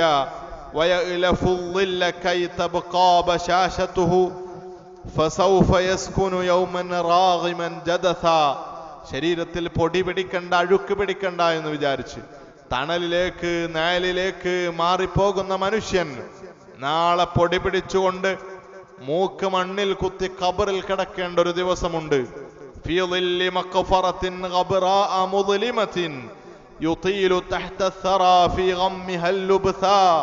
എത്ര കാലമാണ് ആ ഖബറിൽ കിടക്കേണ്ടി വരുന്നത്? അവിടെ ആകെയുള്ളത് ആ പള്ളിക്കാടിന്റെ നിഴലാണ്, മൂടുകല്ലിന്റെ നിഴലാണ്. പൊടി പിടിച്ചിരിക്കുന്ന ഇരുട്ടറയിൽ എത്ര കാലമാണ് കിടക്കേണ്ടി വരുന്നത്? മനുഷ്യ തജഹസി ബിജഹാസിൻ തബ്ലുഗീന ബിഹി യാ നഫ്സു ഖബ്ല അർറദാ ലം തുഖ്ലഖി അബസാ. നശിച്ചു പോകുന്നതിന്റെ മുമ്പ് ശരീരമേ, ഓ ശരീരമേ, ഒരുങ്ങിക്കൊള്ളുക. നാളത്തേക്ക് ആവശ്യമായ സംവിധാനങ്ങൾ തയ്യാറാക്കിക്കൊള്ളു. നാളത്തേക്ക് ആവശ്യമായ സാമഗ്രികൾ റെഡിയാക്കുക. എന്നാൽ നാളെ നിനക്ക് രക്ഷപ്പെടാം. ലം തുഖ്ലഖി അബസാ, നിന്നെ വെറുതെ സൃഷ്ടില്ല എന്ന് മഹാനായ ഉമർ ഇബ്നു അബ്ദുൽ അസീസ് റളിയല്ലാഹു അൻഹു പാടുകയാണ്. നോക്കൂ, നാളെ ഒരു യാത്രയുണ്ടെങ്കിൽ അതിനു വേണ്ട കാര്യങ്ങൾ നമുക്ക് റെഡിയാണ്. പാസ്പോർട്ട് റെഡിയാണ്, ടിക്കറ്റ് റെഡിയാണ്, വേണ്ട കഞ്ഞിക്ക് കൂട്ടാനുള്ള അച്ചാറ് വരെ റെഡിയാണ്. എല്ലാം റെഡിയാക്കിയിട്ടാണ് നമ്മൾ യാത്ര പോകുന്നത്. എന്നാൽ വളരെ പെട്ടെന്ന് അല്ലാഹു തിരിച്ചു വിളിക്കുമ്പോ ഒരു സെക്കൻഡ് കൂടെ തരുമോ എന്ന് ചോദിച്ചാൽ ഇല്ല എന്ന് കേൾക്കാൻ പറ്റുന്ന അവസ്ഥയിൽ അല്ലാഹു വിളിക്കുമ്പോ നേരെ തിരിച്ചു പോകേണ്ട സാഹചര്യം. ആ സാഹചര്യത്തിന് എന്ത് ജഹാസാണ് നമുക്കുള്ളത്? ബഹുമാനപ്പെട്ടവർ പറഞ്ഞല്ലോ, തജഹസി ബിജഹാസിൻ, ഒരുക്കിക്കോ, നിനക്ക് വേണ്ട സാമഗ്രികൾ ഒരുക്കിക്കോ, ആ സാമഗ്രികളുമായി നീ യാത്ര ചെയ്തോ, അതിനു വേണ്ട തയ്യാറെടുപ്പുകൾ നടത്തിക്കോ എന്ന് ബഹുമാനപ്പെട്ടവർ നമ്മളെ പഠിപ്പിച്ചു. അതുകൊണ്ട് എൻ്റെ പ്രിയപ്പെട്ട മുഅ്മിനീങ്ങളെ, നമ്മുടെ ജീവിതത്തിന്റെ പ്രധാനപ്പെട്ട സമയങ്ങൾ നമ്മൾ ചെലവഴിക്കേണ്ടത് നാളെ അള്ളാഹുവിന്റെ തൃപ്തി നേടാനും ഉഖ്റവിയായ സുഖങ്ങൾ അനുഭവിക്കാനുമാണ്. അല്ലെങ്കിൽ നമ്മുടെ ദുന്യവിയായ ജീവിതത്തിൽ നമ്മൾ സുഖങ്ങൾ കിട്ടാനാണല്ലോ കഷ്ടപ്പെടുന്നത്. നമ്മൾ പ്രയാസപ്പെട്ട് പഠിക്കുന്നത് ആ ഇൽമിന്റെ രസം കിട്ടാനാണോ? അല്ല. ഇൽമിനൊരു രസമുണ്ട്, ഏത് വിജ്ഞാനത്തിനും അതിന് രസമുണ്ട്. അത് ശരഈയായ ഇൽമിനുണ്ടാവും, ഭൗതികമായ ഇൽമിനുണ്ടാവും. ആകാശത്തെക്കുറിച്ച് പഠിക്കുകയാണെങ്കിലും സസ്യങ്ങളെ കുറിച്ച് പഠിക്കുകയാണെങ്കിലും അതിനൊരു രസമുണ്ട്, അതിനൊരു ആനന്ദമുണ്ട്. നമ്മളൊക്കെ പഠിച്ചതും നമ്മൾ മക്കളെ പഠിപ്പിക്കുന്നതും ആ വിദ്യാഭ്യാസത്തിന്റെ രസത്തിനല്ല. നമ്മുടെ മുൻഗാമികൾ ഉണ്ടായിരുന്നു, മഹാരഥന്മാരായിരിക്കുന്ന ആലിമീങ്ങൾ. അവരൊക്കെ പഠിച്ചിരുന്നു. അവർ പഠിച്ചത് അള്ളാഹുവിന്റെ പ്രീതിക്ക് വേണ്ടിയും പിന്നെ പഠനത്തിന്റെ ഒരു രസമുണ്ട്. ആ രസം കിട്ടിയത് കൊണ്ടാണ്. പഠനത്തിനൊരു രസമുണ്ട്, അത് പരീക്ഷക്കല്ല. നമ്മുടെ പള്ളിതർ സംവിധാനത്തിൽ ഗോളശാസ്ത്രത്തെ സംബന്ധിച്ചും ഗണിതശാസ്ത്രവും ഗോളശാസ്ത്രവും എല്ലാം പഠിപ്പിക്കുന്നുണ്ട്. അതൊക്കെ മുൻഗാമികൾ പഠിച്ചത് രസത്തിനല്ല, അതൊരു ആനന്ദത്തിനായിരുന്നു. അതുകൊണ്ടൊരു രസം ഉണ്ടായിരുന്നു. എന്നാൽ ഇന്നത്തെ വിദ്യാഭ്യാസം അത് ആനന്ദത്തിനല്ല. ഇന്നത്തെ വിദ്യാഭ്യാസം ഒരു രസത്തിനല്ല. അത് പഠിക്കണിലൊരു രസമില്ലാത്ത അവസ്ഥയാണ് കുട്ടികൾക്ക്. അത് പരീക്ഷയെ അഭിമുഖീകരിക്കാൻ വേണ്ടി ഉള്ള പഠനം. ആ പഠനത്തിന് രസമല്ല. അതുപോലെ നല്ല ഒരു ജോലി കിട്ടാൻ വേണ്ടിയുള്ള കഷ്ടപ്പെട്ട് അധ്വാനിച്ചുള്ള പഠനം. അപ്പൊ നമ്മൾ വളരെ കഷ്ടപ്പെട്ടുകൊണ്ടാണ് ഇത്തരം പഠനങ്ങളൊക്കെ നമ്മൾ നടത്തിക്കൊണ്ടിരിക്കുന്നത്. അപ്പോ സൗകര്യങ്ങൾക്ക് വേണ്ടി എന്ത് കഷ്ടപ്പാടും ചെയ്യാൻ നമ്മൾ തയ്യാറാണ്. നമുക്ക് നമ്മുടെ മക്കള് അല്ലെങ്കിൽ നമ്മൾ നല്ല വിദ്യാഭ്യാസം നേടി നല്ല സമ്പന്നരായി 2.25 ലക്ഷം റുപ്യ അല്ലെങ്കിൽ 3 ലക്ഷം റുപ്യ മാസം ശമ്പളം കിട്ടും. പക്ഷെ എന്ത് വേണം? ഒരു 25 ലക്ഷം കെട്ടിവെച്ച് പഠിപ്പിക്കണം. ആർക്കാണ്? സാധിക്കുന്ന ആളുകൾക്ക് ആർക്കും ഇതിലൊരു മടിയില്ല. കാരണം 25 ലക്ഷം കെട്ടിവെച്ചാൽ മാസം 3 ലക്ഷം കിട്ടും. ചുരുങ്ങിയ കാലത്തിന് 1 കൊല്ലം കൊണ്ട് തന്നെ ആ കടം തീരും. പിന്നെ സുഖമായി ജീവിക്കാം. ഇങ്ങനെയല്ലേ പ്രിയപ്പെട്ട മുഅ്മിനീങ്ങളെ നമ്മളൊക്കെ ചിന്തിക്കണത്? ഇങ്ങനെ തന്നെയല്ലേ നമ്മൾ ചിന്തിക്കണത്? എന്നാൽ ഞാൻ പറഞ്ഞു വരുന്നത് ഇങ്ങനെ ചിന്തിക്കണ്ട എന്നല്ല. ഇതേ ചിന്ത ആഖിറത്തിന്റെ കാര്യത്തിലേക്ക് ഒന്ന് എടുത്തു നോക്ക്. ഇവിടെ അള്ളാഹു തന്ന സമയങ്ങൾ നല്ല കാര്യത്തിന് വേണ്ടി ചെലവഴിച്ചാൽ, അള്ളാഹു പൊരുത്തപ്പെടുന്ന രൂപത്തിൽ നമ്മുടെ ജീവിതം മാറിയാൽ, നമ്മുടെ സമ്പത്ത് അള്ളാഹ്ക്ക് വേണ്ടി, നമ്മുടെ ആരോഗ്യം അള്ളാഹ്ക്ക് വേണ്ടി, ജീവിതം മുഴുവൻ ഇബാദത്ത് ഇങ്ങനെ മാറ്റിവെച്ചാൽ നമ്മളെ ദുന്യവിയായ ഒരു നഷ്ടം നമുക്ക് ഉണ്ടാവില്ല. പക്ഷെ ഉഖ്റവിയായ വലിയൊരു പുരോഗതി നമുക്ക് ഉണ്ടാവും ചെയ്യും. നമ്മുടെ ജോലികൾ നടക്കും, അത് ഗവൺമെന്റ് ജോലിയാണെങ്കിലും നടക്കും, നമ്മുടെ ബിസിനസ്സുകൾ നടക്കും, നമ്മുടെ ഏർപ്പാടുകൾ നടക്കും, കൂലിപ്പണിയാണെങ്കിൽ അത് നടക്കും. അതൊക്കെ നമുക്ക് അള്ളാഹുവിന്റെ പൊരുത്തത്തിലാക്കിയാൽ അതിന് കൂലിയുണ്ട്. 24 മണിക്കൂറും നമുക്ക് അള്ളാഹുവിന്റെ ത്വാഅത്തിലായി ജീവിതം മാറ്റാൻ സാധിക്കും. പക്ഷെ ചിന്ത വേണം, ആലോചന വേണം. ജീവിതം മുഴുവൻ അള്ളാഹുവിന്റെ ത്വാഅത്തിലാക്കി മാറ്റാൻ നമുക്ക് പറ്റും, എന്ത് പണി ചെയ്യുകയാണെങ്കിൽ. അങ്ങനെ ആളുകൾ നമ്മളെ കൂട്ടത്തിലുണ്ട്, ചെറുപ്പക്കാരെ കൂട്ടത്തിലുണ്ട്, അള്ളാഹുവിനെ പേടിച്ചടക്കുന്ന വളരെ തഖ്വയോടുകൂടെ ഇബാദത്തെടുത്ത് നടക്കുന്നവൻകാരുടെ കൂട്ടത്തിൽ നമുക്ക് കാണാം. കഴിഞ്ഞ ദിവസം ഒരു ചെറുപ്പക്കാരൻ ഇവിടെ വന്നു. അദ്ദേഹം മലപ്പുറം സ്വദേശിയാണ്.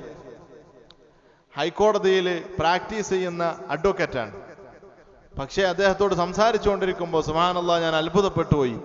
ഈ കാലത്തും ഇത്ര പടച്ചോനെ പേടിയുള്ള, ഈ ശരീഅത്തിനെ കുറിച്ച് ഇത്ര ധാരണയും ചിന്തയും അള്ളാഹുവിനെ പേടിയുള്ള മനുഷ്യന്മാര് ഈ ചെറുപ്പക്കാരുടെ കൂട്ടത്തിലുണ്ടോ എന്ന് അത്ഭുതത്തോടു കൂടെയാണ് ഞാൻ അദ്ദേഹത്തിന്റെ സംസാരം കേൾക്കാൻ സാധിച്ചത്.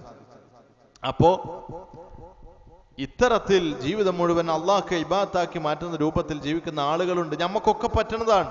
രാവിലെ എണീറ്റത് മുതൽ നമ്മൾ ദുന്യവിയായ കാര്യങ്ങൾ ചിന്തിക്കുന്നതിന് പകരം പടച്ചോനെ ഇതൊക്കെ എൻ്റെ കുടുംബം പുലർത്താനാണ്, എൻ്റെ ഉത്തരവാദിത്തങ്ങൾ നിർവഹിക്കാനാണ് എന്ന നല്ല ചിന്തയിലേക്ക് നമ്മുടെ ജീവിതം മാറ്റിയാൽ ഈ സമയങ്ങളൊക്കെ നാളെ നമുക്ക് ഖേദിക്കേണ്ട ഒരവസ്ഥയിലേക്ക് നമ്മൾ മാറൂല. അല്ലാഹു സുബ്ഹാനഹു വ തആല തൗഫീഖ് നൽകി അനുഗ്രഹിക്കട്ടെ. ഈ ചൂട് കൊണ്ട് ഞാൻ പറഞ്ഞല്ലോ, നമ്മൾ ആലോചിക്കുന്നത് നാളത്തെ സംബന്ധിച്ചാണ്. ഒന്ന് ചിന്തിച്ചു നോക്കുക, ഈ ഫാന് ഓഫാക്കി കഴിഞ്ഞാൽ ഒരു മനുഷ്യൻ ഇവിടെ ഇരിക്കൂല, നീറ്റ് പായൂലേ? ശക്തമായ എന്തേ ചൂട് കൂടാൻ കാരണം ഈ ഷീറ്റാണ്. ആ ഷീറ്റ് പതച്ച് ചൂട്, സൈഡിലുള്ള വാർപ്പുകൾ അതിന്റെ ചൂട്, അല്ലെങ്കിലേ പ്രകൃതിയുടെ ഈ അന്തരീക്ഷത്തിന്റെ ചൂട്, നിലത്തുനിന്നുള്ള ചൂട്, ഇതല്ലേ ഉള്ളൂ. പക്ഷെ നാളത്തെ ജീവിതത്തെ, നാളത്തെ ഒരു സമയമുണ്ടല്ലോ, ഏറ്റവും പ്രധാനപ്പെട്ട ഒരു സമയം, എല്ലാവരും ഇവിടുന്ന് ആട്ടി ആട്ടി ആട്ടി എന്തി വലിഞ്ഞു മഹ്ശറിലേക്ക് ചെല്ലുന്ന ഒരു സമയം. ആ മഹ്ശറിന്റെ അവസ്ഥ ബഹുമാനപ്പെട്ട ഹദീസിൽ ഇമാം മുസ്ലിം റളിയല്ലാഹു അൻഹു റിപ്പോർട്ട് ചെയ്തതായി കാണാം. തുദനശ്ശംസു യൗമൽ ഖിയാമത്തി മിനൽ ഖൽഖി ഹത്താ തകൂന മിൻഹും കമിഖ്ദാരി മീൽ. തൊട്ടടുത്ത് സൂര്യൻ നിൽക്കുന്ന ഒരു സാഹചര്യം, കമിഖ്ദാരി മീൽ, അതൊരു മൈലാണെന്ന് വിശദീകരിച്ച ഹദീസ് പണ്ഡിതന്മാരുണ്ട്, മുഹദ്ദിസീങ്ങൾ പലരും അതൊരു മൈലാണെന്ന് വിശദീകരിച്ചിട്ടുണ്ട്. ഒരു മൈൽ എന്ന് വെച്ചാൽ 1.5 കിലോമീറ്റർ, ലക്ഷക്കണക്കിന് കിലോമീറ്റർ അപ്പുറത്ത് നിൽക്കുന്ന സൂര്യന്റെ ചൂടാണ് നമുക്ക് താങ്ങാൻ പറ്റാത്തത്. അപ്പൊ 1.5 കിലോമീറ്ററിലേക്ക് സൂര്യൻ വരികയാണ്. അതല്ല, ഒരു ചാൺ മേലെയാണെന്ന് വിശദീകരിച്ച പണ്ഡിതന്മാരും ഉണ്ട്. ആ ഒരവസ്ഥയിലേക്ക് സൂര്യൻ വരികയാണ്. അപ്പോ അവിടെ ഒരു സംശയം, അങ്ങനെ സൂര്യൻ ഒരു ചാൺ അടുത്തേക്ക് വന്ന് നമ്മൾ കരിഞ്ഞു പോകൂലേ? ഇല്ല, കരിയണോ വേണ്ടെന്ന് തീരുമാനിക്കുന്നവൻ അള്ളാഹുവാണ്. അള്ളാഹു കരിയണമെന്ന് തീരുമാനിച്ചത് കൊണ്ടാണ് ഇത്രയും കാലം തീയിൽ കൈയിട്ടപ്പോ കരിഞ്ഞു പോയത്. അള്ളാഹു കരിയണ്ടാൻ തീരുമാനിച്ചാൽ കരിയൂല. തീയിൽ തന്നെ ചാടിയ ഇബ്രാഹിം നബി അലൈഹി സ്വലാത്തു വസ്സലാം കരിഞ്ഞിട്ടില്ല. അതുകൊണ്ട് സൂര്യൻ ഒരു ചാണം തലക്ക് മേലെ വന്നാലൊന്നും കരിയാൻ പോകുന്നില്ല. കരിയണ്ട എന്നാണ് അള്ളാഹുവിന്റെ തീരുമാനമെങ്കിൽ, അവിടെയുള്ള സംവിധാനം നമ്മുടെ ഈ വിയർപ്പ് കൊണ്ട് ഒരു 5 മിനിറ്റ് വേണ്ട, 1 മിനിറ്റ് ഫാൻ ഇല്ലെങ്കിൽ വിയർത്തു പോവുകയാണ്. നാളത്തെ വിയർപ്പ് പാപങ്ങളുടെ അടിസ്ഥാനത്തിലാണെന്ന് ഹദീസിൽ കാണാം. കഴുത്ത് വരെ വിയർപ്പിൽ മുങ്ങിക്കുളിച്ച് നിൽക്കുന്ന ഒരു മനുഷ്യന്റെ ആ അവസ്ഥ ഒന്ന് ആലോചിച്ച് നോക്കൂ. അര വരെ, മുട്ട് വരെ വിയർപ്പിൽ മനുഷ്യൻ വിയർപ്പ് മുട്ടി മഹ്ശറിൽ പ്രയാസപ്പെട്ട് 1 മണിക്കൂറല്ല, 1 ദിവസമല്ല, 2 ദിവസമല്ല, ഒരാഴ്ചയല്ല, കാലങ്ങളോളം ഹബീബായ റസൂലുള്ളാഹി സ്വല്ലല്ലാഹു അലൈഹി വസല്ലം തങ്ങൾ ആ ശഫാഅത്ത് സ്വീകരിക്കുവോളും, ആ ശഫാഅത്ത് അല്ലാഹു സ്വീകരിക്കുവോളും അതിനുവേണ്ടി തങ്ങൾ തയ്യാറാകുന്ന ഒരു സമയം എത്രയോ അത്രയും കാലം ആ മഹ്ശറിൽ നമ്മുടെ ചൂട്, ഈ ചൂട് വെച്ച് നമ്മൾ താരതമ്യം ചെയ്യണം. ആ ചൂടിനെ കുറിച്ച് നമ്മൾ ഓർക്കണം. അല്ലാഹു സുബ്ഹാനഹു വ തആല തൗഫീഖ് നൽകി അനുഗ്രഹിക്കട്ടെ. തെറ്റുകുറ്റങ്ങളിൽ നിന്ന് പരമാവധി നമ്മൾ വിട്ടു നിൽക്കാൻ വേണ്ടി എപ്പോഴും ശ്രമിക്കുക. അള്ളാഹുവിന് പൊരുത്തപ്പെടാത്ത രൂപത്തിൽ നമ്മൾ ജീവിക്കുന്ന ഒഴിവാക്കുക. തെറ്റുകൾ വർദ്ധിച്ചു വരുന്ന ഒരു കാലത്താണ് നമ്മൾ ജീവിച്ചുകൊണ്ടിരിക്കുന്നത്. ദൈനംദിനം തെറ്റുകൾ വർദ്ധിക്കുകയാണ്. മൊബൈൽ ഫോൺ വന്നതോടുകൂടെ തെറ്റ് ചെയ്യാൻ ഒന്നും കൂടി ഒരു സൗകര്യമായി. ഡിജിറ്റലായിട്ട് കുറെ തെറ്റുകൾ, മറ്റേ നേർക്ക് നേരെ ചെയ്യേണ്ട തെറ്റുകളൊക്കെ ഡിജിറ്റലായിട്ട് ചെയ്യാൻ പറ്റുന്ന സംവിധാനം. അപ്പോൾ മൊബൈൽ ഫോണിന്റെ ഉപയോഗം, പ്രത്യേകിച്ച് മറ്റേ ആൻഡ്രോയിഡ് ഫോണുകൾ വന്നതോടുകൂടെ എന്ത് സംഭവിച്ചു? തെറ്റുകൾ വല്ലാതെ വർദ്ധിച്ചു. അത് നുണ മുതൽ, കള്ളപ്രചരണങ്ങൾ മുതൽ, മീമത്തടക്കമുള്ള കാര്യങ്ങൾ മുതൽ, ഒരാളെ ചതിക്കലടക്കം, ഇങ്ങനെ ധാരാളം കാര്യങ്ങൾ, തെറ്റുകൾ വർദ്ധിച്ചു. ഈ തെറ്റുകൾ വർദ്ധിക്കുമ്പോൾ അള്ളാഹുവിന്റെ നോട്ടം കുറയും, റഹ്മത്ത് കുറയും, നിഅമത്ത് കുറയും, പ്രകൃതി വിഭവങ്ങൾ കിട്ടാതാവും, മഴ കുറഞ്ഞു പോവും, ചൂട് വർദ്ധിക്കും. ഇങ്ങനെ ഒരുപാട് കാര്യങ്ങൾ തെറ്റുകുറ്റങ്ങളുമായി ബന്ധപ്പെട്ട് നടന്നുകൊണ്ടിരിക്കുന്നുണ്ട്. അനാചാരങ്ങൾ ധാരാളമായി വർദ്ധിച്ചുകൊണ്ടിരിക്കുന്നു. പടച്ചോനെ പേടിയില്ലാത്തൊരവസ്ഥയിലേക്ക്. നേർച്ചകളുടെ പേരിൽ ഇപ്പൊ കഴിഞ്ഞ ദിവസമാണല്ലോ ഇവിടെ ഒരു നേർച്ചന്റെ പേരിൽ, എന്താണ് സ്ഥലത്തിന്, കല്ലിങ്ങൽ. നേർച്ച എന്ന് പറയുന്നത് അല്ലാഹു സുബ്ഹാനഹു വ തആലയുടെ ശരീഅത്തിൽ പരിശുദ്ധമായ ഒരു കർമ്മമാണ്. എന്താണത്? എന്താണ് നേർച്ച?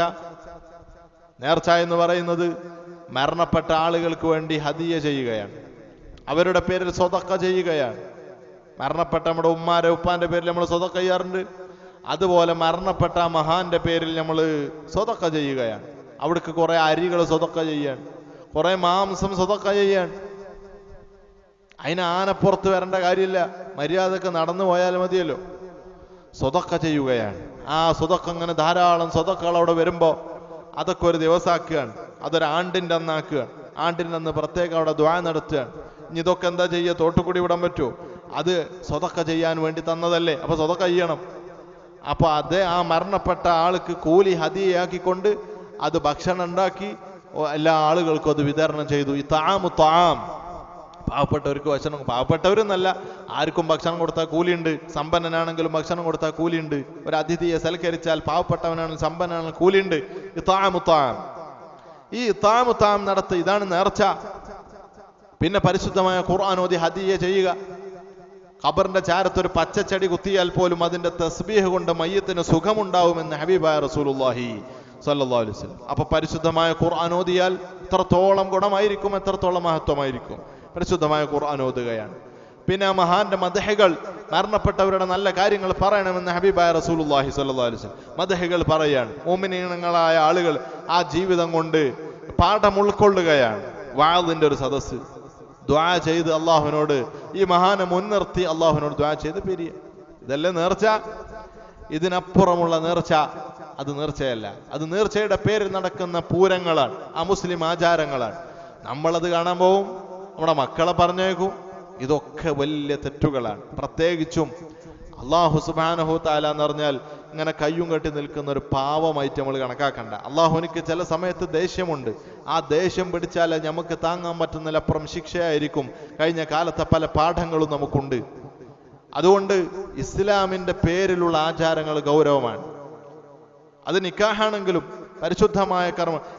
ഇപ്പോ അതായത് അള്ളാഹുവിനിക്ക് ഏറ്റവും ദേഷ്യം പിടിക്കുന്ന ഒരു കാര്യം, നമ്മൾ വേറെ ഏതെങ്കിലും മതത്തിന്റെ ഒരു ചിഹ്നോ സിമ്പലോ പേരോ എടുത്ത് നമ്മൾ ചെയ്താൽ അത്ര പ്രശ്നം ഉണ്ടാവില്ല. മറിച്ച് അള്ളാഹുവിന്റെ ദീനിൽ ശറഅാക്കപ്പെട്ട സുന്നത്താക്കപ്പെട്ട ഒരു കാര്യത്തിന്റെ പേര് അന്നദർ, നേർച്ച, ഈ പേരിട്ടുകൊണ്ട് പിന്നെ പൂരം നടത്തിയാൽ ആഘോഷവും ആഭാസവും ആണും പെണ്ണും കൂടിക്കലരും വേണ്ടാവൃത്തികൾ നടത്തി കഴിഞ്ഞാൽ അവിടെ അള്ളാഹുവിന്റെ ഖളബ് ഇറങ്ങും. അള്ളാഹുവിന്റെ റഹ്മത്ത് നമുക്ക് നഷ്ടപ്പെട്ടു. ഇതിനൊന്നും നേതൃത്വം നൽകുന്ന പണ്ഡിതന്മാരല്ല. പണ്ഡിതന്മാരും ആലിമീങ്ങളും ഒരു സംഘടനയിൽപ്പെട്ടവരും ഇതിന്റെ നേതൃത്വത്തിലില്ല. അവരൊക്കെ ഇത് ചെയ്യരുതേ, വേണ്ട, നിർത്തണം എന്ന് പറയുന്നവരാണ്.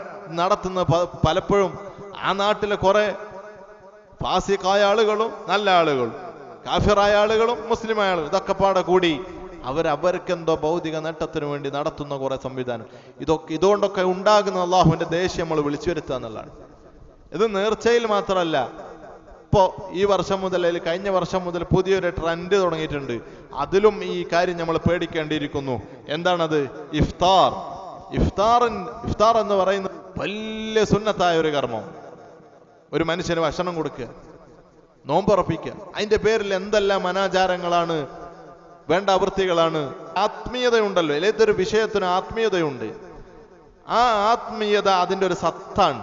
അത് നഷ്ടപ്പെടുന്ന രൂപത്തിൽ സ്റ്റാറ്റസ് വെക്കാൻ വേണ്ടി ഇഫ്താർ, ആളുകളെ കാണിക്കാൻ വേണ്ടി ഇഫ്താർ, കടപ്പുറത്ത് പോയിട്ട് ഇഫ്താർ, അതൊക്കെ അള്ളാഹു അനുവദിച്ച രൂപത്തിലും മര്യാദയിലും ആണെങ്കിൽ കുഴപ്പമില്ല. പക്ഷെ മര്യാദ വിടുമ്പോഴാണ് പ്രശ്നം. ഇങ്ങനെ പരിശുദ്ധമായ ദീനിൽ ശറഅാക്കപ്പെട്ട സാധനങ്ങളുടെ പേരെടുത്തുകൊണ്ട് അള്ളാഹുവിന് ഇഷ്ടമില്ലാത്ത കാര്യങ്ങൾ ചെയ്യുമ്പോൾ അള്ളാഹുവിന്റെ റഹ്മത്ത് നിന്നുപോവും, മഴ നിന്നുപോവും, ചൂട് വർദ്ധിക്കും. അതൊക്കെ നമ്മുടെ തെറ്റുകളും കുറ്റങ്ങളുമായി ബന്ധപ്പെട്ടിരിക്കുന്നതാണ് എന്ന് ഞാൻ നേരത്തെ തന്നെ പറഞ്ഞല്ലോ. അതുകൊണ്ട് എൻ്റെ പ്രിയപ്പെട്ടവരെ, നമ്മളൊക്കെ ഇത്തരം കാര്യങ്ങൾ നോക്കി വിട്ടിക്കുക. ഇത്തരം നടക്കുന്ന പൂരങ്ങൾക്കൊന്നും നമ്മൾ, അത് കല്ലിങ്ങലാണെങ്കിലും പുതിയങ്ങാടിയാണെങ്കിലും, നമ്മളെ മക്കളെ പറഞ്ഞയക്കരുതേ, ഒരു കാരണവശാലും പറഞ്ഞയക്കരുത്. ഞാൻ മഹാനായ പൂതിപ്പാപ്പയെ ഇവിടെ ഇപ്പങ്ങാടി സിയാറത്തിന് പോകാറുണ്ട്. പക്ഷെ ഒരു കാരണവശാലും ഈ നടക്കുന്ന പൂരത്തിന്റെ സമയത്ത് ഞാൻ പോകാറില്ല. കാരണം അത് കാണാൻ ഒരു വിശ്വാസിക്ക് സാധ്യമല്ല. മറ്റുള്ള സമയത്ത് ഞാൻ സിയാറത്തിന് പോകാറുണ്ട്. ഇത്തരം പൂരം നടക്കുന്ന പല സ്ഥലങ്ങളിലും സിയാറത്തിന് പോകാറുണ്ട്. അത് ആ ആണ്ടിന്റെ സമയത്ത് നമ്മൾ പോകരുത്. നമ്മളെ കൂടെ തന്നെ പല ആളുകളും ആണ്ടിന്റെ സമയമാണല്ലോ അതുകൊണ്ടൊന്ന് പോകാന്ന് വെക്കും. സത്യത്തിൽ ആണ്ടിന്റെ സമയത്ത് പോകാൻ നല്ലത് തന്നെ. പക്ഷെ ഈ പൂരം അവിടെ നടക്കണ്ടെങ്കിൽ പിന്നെ നമ്മൾ പോകരുത്. അത് അള്ളാഹുവിന്റെ റഹ്മത്തില്ലാത്ത, അള്ളാഹുവിന്റെ നോട്ടമില്ലാത്ത ഒരു സമയമാണ്. മറ്റൊരു സമയത്ത് നമ്മൾ സിയാറത്ത് ചെയ്യാം. ഇല്ലെങ്കിൽ ആ സമയത്ത് നമ്മൾ ഫാത്തിഹ ഓതി, യാസീൻ ഓതി അവർക്ക് ഹദിയ ചെയ്യാം. നമ്മളാണ്ട് പോണില്ല. എന്തുകൊണ്ട്? നമ്മൾ തെറ്റുകാരല്ല, അവിടെ തെറ്റ് നടക്കണോണ്ട് നമുക്ക് ഉൾക്കൊള്ളാൻ പറ്റൂല. അതുകൊണ്ട് നമ്മളാണ്ട് പോണില്ല എന്ന് നമ്മൾ തീരുമാനിക്കുക. അപ്പൊ അള്ളാഹുവിനെ പേടിച്ചുകൊണ്ട് തഖ്വയിലായി ജീവിക്കാൻ നമുക്ക് സാധിക്കണം. അന്ത്യനാളിലെ ചൂടിൽ നിന്ന് രക്ഷപ്പെടാൻ 7 മാർഗങ്ങളുണ്ട്. 7 മാർഗങ്ങളുണ്ട്. അത് അർശിന്റെ നിഴലാണ്. ആ നിഴൽ കിട്ടാൻ എന്താണ് ചെയ്യേണ്ടത്? അതാ പരിശുദ്ധമായ ഹദീസിൽ വളരെ വ്യക്തമായി കൊണ്ട് പറയുന്നു, ശാബുൻ നശാ ഫീ ഇബാദത്തില്ലാ, അള്ളാഹുവിനെ ഇബാദത്ത് എടുത്തുകൊണ്ട് വളർന്നു വന്നൊരു ചെറുപ്പക്കാരൻ, അള്ളാഹുവിനെ ഇബാദത്ത് എടുത്തുകൊണ്ട് വളർന്നു വന്നൊരു ചെറുപ്പക്കാരൻ എപ്പോഴും പടച്ചോനെ പേടിയിൽ വേണോ, അള്ളാഹുവിന് ഇഷ്ടമുള്ള ചെയ്യുക. അള്ളാഹ്ക്ക് പൊരുത്തല്ലേ, ലക്ഷങ്ങൾ കിട്ടിയാലും ശരി ഞാൻ ചെയ്യൂല, അള്ളാഹ്ക്ക് ഇഷ്ടമല്ല. ഇങ്ങനെ പടച്ചോനെ പേടിച്ച് ജീവിച്ചു വരുന്ന ചെറുപ്പക്കാർ, ഇത് വളരെ പ്രധാനപ്പെട്ട ഒരു ഘടകമാണ്. അതുപോലെ തന്നെ പള്ളിയുമായിട്ടുള്ള നമ്മളെ ബന്ധം നമുക്കൊക്കെ ചെയ്യാൻ പറ്റുന്ന ഒരു കാര്യമാണ്. റജുലുൻ മുഅല്ലഖുൻ ഖൽബുഹു ഫിൽ മസാജിദ്.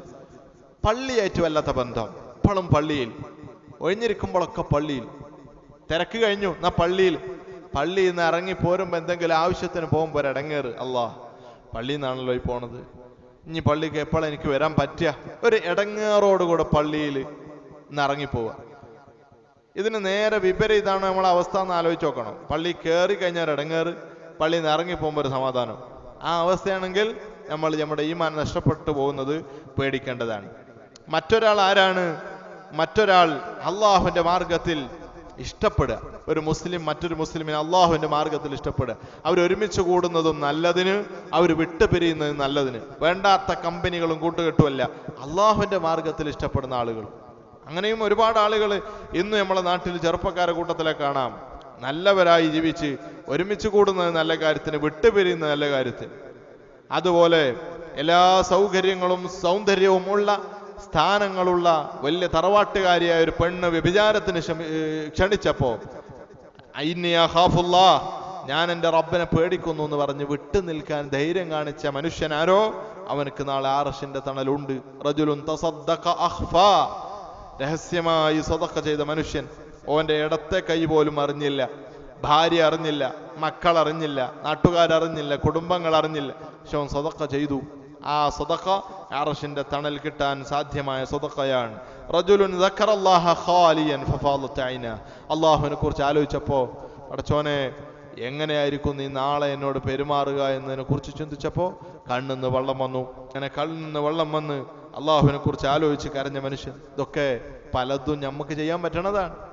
അത്തരം കാര്യങ്ങളൊക്കെ ചെയ്ത് ഇന്നത്തെ ചൂടിൽ നിന്ന് ഫാന് കൊണ്ടും AC കൊണ്ടും പരിഹാരം ചെയ്യുന്നത് പോലെ നാളത്തെ ചൂടിൽ നിന്ന് നമ്മളൊക്കെ രക്ഷപ്പെടാൻ ശ്രമിക്കണം. അല്ലാഹു സുബ്ഹാനഹു തആല അതിനുള്ളൊരു തൗഫീഖ് നമുക്കൊക്കെ നൽകി അനുഗ്രഹിക്കട്ടെ. ഇത്തരം ചൂടും പ്രയാസവും അള്ളാഹു അതിൽ നിന്നൊക്കെ നമുക്ക് സംരക്ഷണം നൽകി അനുഗ്രഹിക്കട്ടെ. മഴ അള്ളാഹു നമുക്ക് നൽകി അനുഗ്രഹിക്കട്ടെ. ഇനിയുള്ള കാലങ്ങൾ നമ്മൾ ശ്രദ്ധിച്ചുകൊണ്ട് ജീവിക്കേണ്ട ഒരു കാലമാണ്. ചൂട് കൂടുകയാണ്. ചൂട് കൂടുമ്പോൾ നമുക്ക് വെള്ളം കുറവാണ്. അതുകൊണ്ട് വൈദ്യുതിയുടെ ഉപയോഗം നമ്മൾ പരമാവധി കുറയ്ക്കുക. വെള്ളത്തിൻ്റെ ഉപയോഗം അത് പരമാവധി സൂക്ഷിച്ചും ശ്രദ്ധിച്ചും നമ്മളൊക്കെ ഉപയോഗിക്കുക. ഇനിയും ഒരു ബോധമല്ലാതെ ആർഭാടമായി ഇതൊക്കെ ഇങ്ങനെ അഴിച്ചു വെച്ച് വെറുതെ ഫാൻ കറങ്ങി വെറുതെ ലൈറ്റ് കത്തി ഇങ്ങനത്തെ ഒരു അവസ്ഥയിലേക്ക് നമ്മൾ ഒരിക്കലും പോകരുത്. ഇപ്പോഴും നിങ്ങളൊന്ന് ചിന്തിച്ചു നോക്ക്, എത്രയാണ് കറണ്ട് ചെലവാക്കിക്കൊണ്ടിരിക്കുന്നത്. ഈ ചില വീടുകളുടെയൊക്കെ ഗേറ്റുമേ മതിൽമേ എല്ലാവരും ഉറങ്ങിയാലും കള്ളനെ കാണാനുള്ള ലൈറ്റല്ല, ആവശ്യത്തിന് ആരെങ്കിലും നടന്നു പോകുമ്പോൾ കണ്ണ് കാണാനുള്ള ലൈറ്റല്ല, മറിച്ച് അനാവശ്യമായി ലൈറ്റ് അങ്ങനെ ഇട്ടു. ഈ അലങ്കാരത്തിന് വേണ്ടി രാത്രി 2 മണിക്കോ 3 മണിക്കോ ആർക്ക് ഈ അലങ്കാരം കാണാനാണ്? നട്ടപ്പാതിരൊക്കെ ആർക്കാണ് നിങ്ങളുടെ വീടിന്റെ അലങ്കാരം കാണേണ്ടത് എന്നൊന്നും നമ്മൾ ചിന്തിച്ചാൽ മതിയല്ലോ. വെറുതെ ലൈറ്റ് ഇട്ടച്ചിക്ക. ഇതൊരു മുസ്ലിമിന്റെ സ്വഭാവമല്ല, നമ്മൾ മനസ്സിലാക്കണം. പുഴയിൽ നിന്ന് വുദു ചെയ്യുന്ന സമയത്ത് പുഴയിൽ നിന്നായതുകൊണ്ട് ഇങ്ങനെ ശ്രദ്ധിക്കാതെ വുദു എടുത്തൊരു സ്വഹാബിയോട് ഹബീബായ തങ്ങൾ പറഞ്ഞത് എന്താ? പുഴയിൽ നിന്നാണെങ്കിലും ശരി, ഒലിക്കുന്ന പുഴയിൽ നിന്നാണെങ്കിലും ശരി, ഇസ്റാഫ് വേണ്ട, 3-ലേറെ പ്രാവശ്യം കഴുകണ്ട, അമിതമായി ഉപയോഗിക്കണ്ട. പലപ്പോഴും വൈദ്യുതിയല്ല, പിന്നെ മറിച്ച് സോളാറാണെന്ന് വിചാരിച്ചിട്ട് ഇങ്ങനെ കറണ്ട് വെറുതെ നശിപ്പിച്ചു പോകാൻ പറ്റുമോ? പറ്റൂല. അതൊരു മുസ്ലിമിന്റെ സ്വഭാവമല്ല. ആവശ്യമില്ലാത്ത ലൈറ്റുകൾ, ആവശ്യമില്ലാത്ത ഫാനുകൾ ഈ അലങ്കാരത്തിനും മറ്റൊക്കെ വേണ്ടി നമ്മൾ ഇങ്ങനെ കത്തിച്ചു വെക്കുമ്പോൾ അത് ഒരു മുസ്ലിമിന്റെ സ്വഭാവമല്ല എന്ന് മാത്രമല്ല, പാവപ്പെട്ടവരുടെ കൽബ് പടക്കാൻ അത് കാരണമാവും. വെള്ളവും വെളിച്ചവും ഇല്ലാത്തവന് അടച്ചോനെ വെറുതെ മതിലിന്റെ അവിടെയും ഇവിടെ ഇട്ടച്ച് ഈ ലൈറ്റ് ഇതിന്റെ പേരന്റെ ഉള്ളിലൊന്നുണ്ടായിരുന്നെങ്കിൽ ഞങ്ങൾക്ക് എന്ത് അന്തസ്സായി ജീവിക്കാമായിരുന്നു എന്ന് ഏതെങ്കിലും ഒരു പാവപ്പെട്ടവന്റെ കൽബ് പൊട്ടി എന്ന് പറഞ്ഞു കഴിഞ്ഞാൽ അതോടുകൂടെ നമ്മളെ കഥ കഴിയും. അപ്പോ അനാവശ്യമായ വൈദ്യുതിയുടെ ഉപയോഗവും കറണ്ടും ലൈറ്റൊക്കെ ഇട്ടച്ച് ഇങ്ങനെ ആർഭാടപരമായ ജീവിതം അത് പരമാവധി നമ്മൾ ഈ വേനൽക്കാലത്തെങ്കിലും ചൂട് കാലത്തെങ്കിലും നമ്മളത് ശ്രദ്ധിക്കണം. അല്ലെങ്കിലേ ശ്രദ്ധിക്കേണ്ട കാര്യമാണ്. അല്ലാഹു സുബ്ഹാനഹു തആല തൗഫീഖ് നൽകി അനുഗ്രഹിക്കട്ടെ. അനാവശ്യമായ കാര്യങ്ങളിൽ നിന്നും അനിസ്ലാമിക പ്രവണതകളിൽ നിന്നും വിട്ടു നിൽക്കാനും പടച്ച റബ്ബിനെ പേടിക്കാനും റബ്ബിനെ പേടിച്ചുകൊണ്ട് നമ്മുടെ ജീവിതം മുന്നോട്ട് കൊണ്ടുപോകാനും നമുക്കൊക്കെ സാധിക്കട്ടെ. അള്ളാഹു അതിനുള്ള തൗഫീഖ് നമുക്കൊക്കെ നൽകി അനുഗ്രഹിക്കട്ടെ. നാളെ നമ്മൾ മരണപ്പെടുമ്പോൾ ഇബാദത്തുകളൊക്കെ ധാരാളം ചെയ്ത് നമ്മുടെ ഹസനാത്തിന്റെ ഏട് വർദ്ധിച്ച നിലക്ക് അല്ലാതെ ഇത്രയും കാലം 50, 60, 30, 40 വയസ്സ് കിട്ടിയിട്ടും ഹായിബായി, ഖറാബായി, ഹാസിറായി, നശിച്ചവനായി ദുന്യാവിൽ നിന്ന് വിട പറയേണ്ട ഒരു അവസ്ഥ അള്ളാഹു നമുക്ക് തരാതിരിക്കട്ടെ. മുത്തഖീങ്ങൾ സ്വാലിഹീങ്ങൾ അള്ളാഹു നമ്മളെ ഉൾപ്പെടുത്തി അനുഗ്രഹിക്കട്ടെ. ആമീൻ ബിറഹ്മതിക യാ അർഹമർ റഹീമീൻ.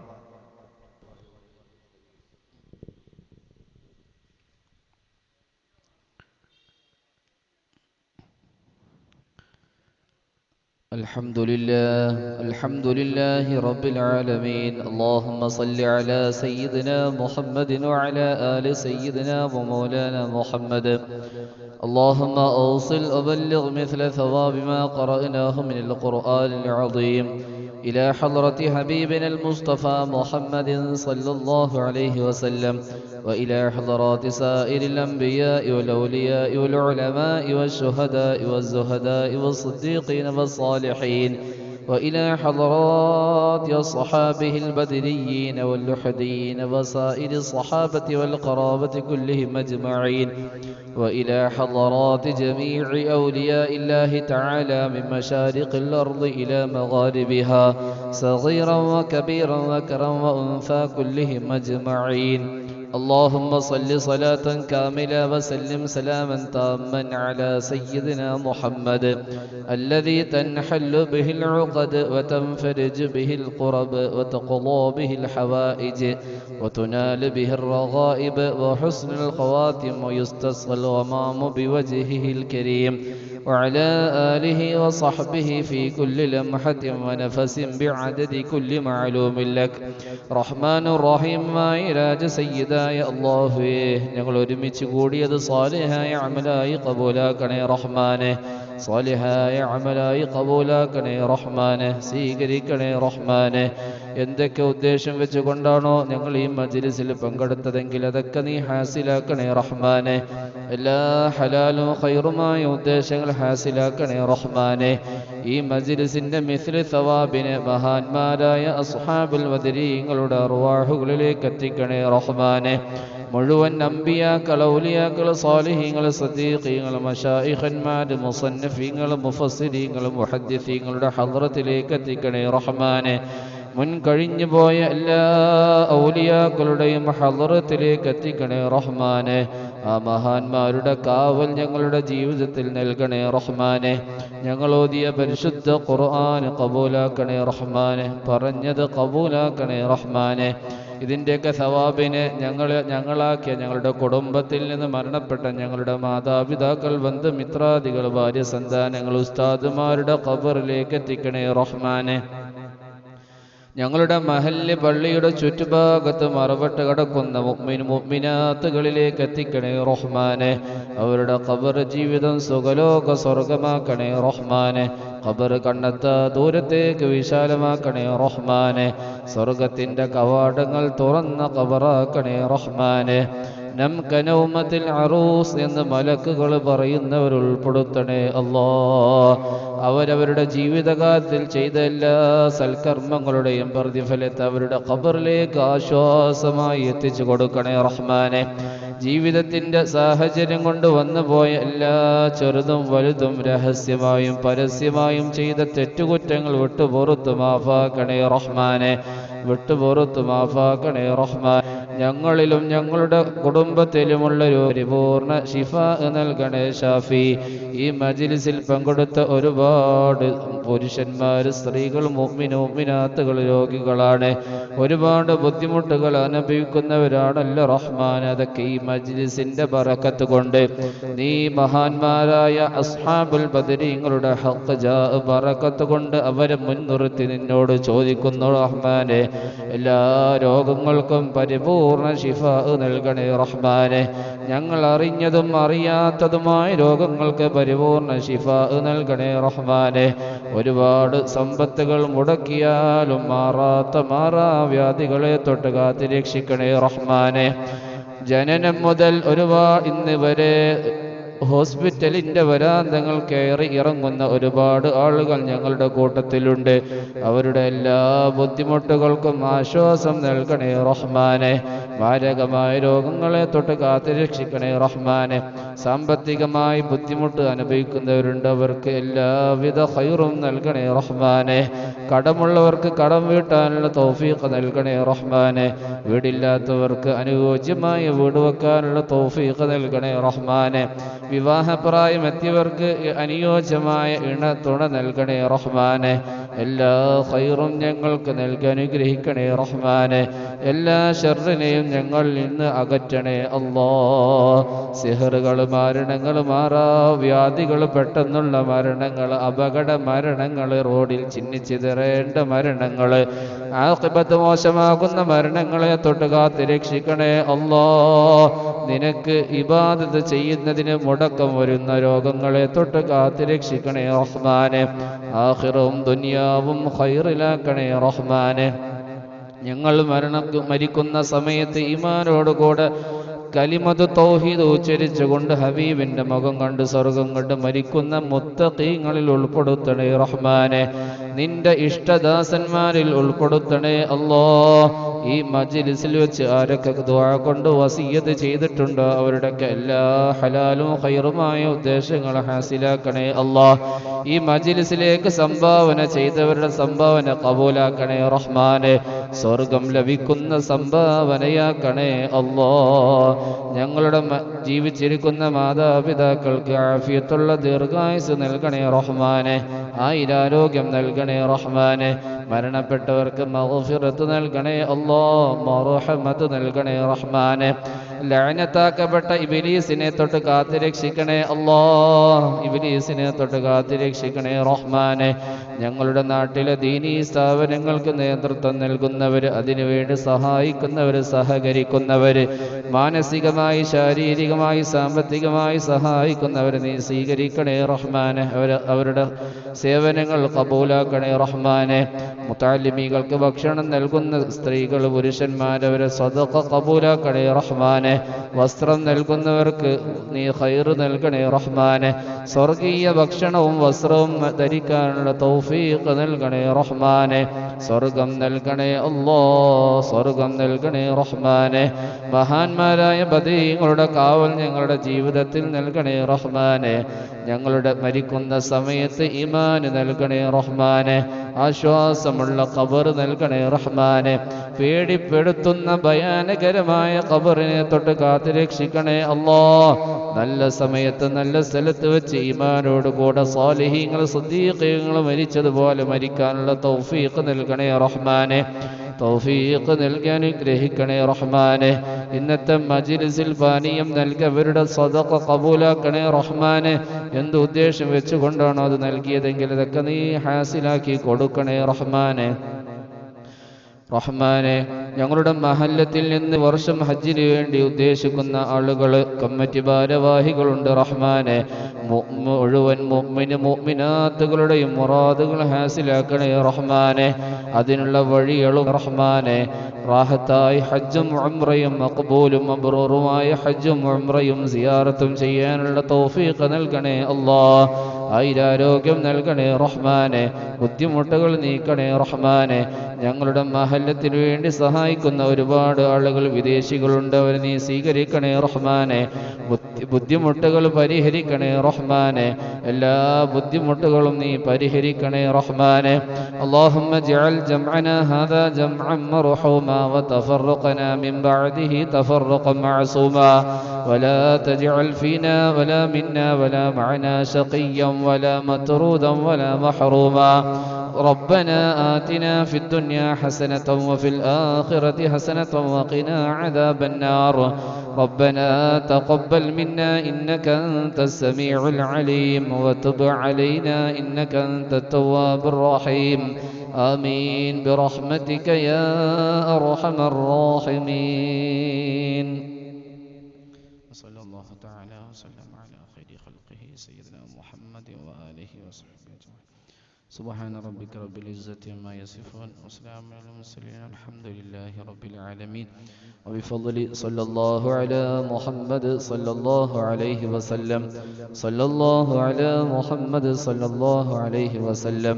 اللهم صل على محمد يا رب صل عليه وسلم.